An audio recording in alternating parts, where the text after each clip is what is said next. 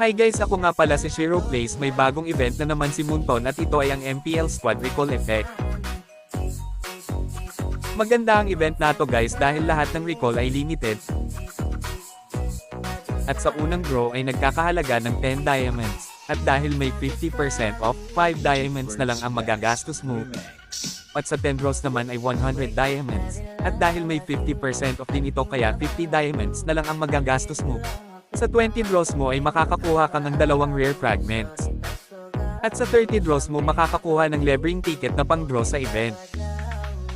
At sa 40 draws mo ay makakakuha ka ng 2 new arrival tokens. At sa 50 draws mo ay makakakuha ka ng 2 skin trial pack. On recall ay makukuha kapag naka 200 draws ka na kaya kung madami kang DS may chance kang makakuha dito ng recall. Mayroon pang isang event, ito ay ang Kishin Densetsu. Sobrang ganda ng 3 skin na ito guys at ito ay sina Angela bilang Floral Elf, si Kerry bilang Dragon Queen, at si Lancelot bilang Swordmaster. At sa prize pool naman ay makakakuha ka ng mga recall effect, spawn effect, illumination effect, emotes, at Prime Magetama na gagamitin pang exchange sa event shop. At sa event shop naman guys mabibili mo ang skin nila sa halagang 1,200 na Tray Magetama. Sa series resources naman guys makakakuha ka ng recall effect sa halagang 300 Tray Magetama.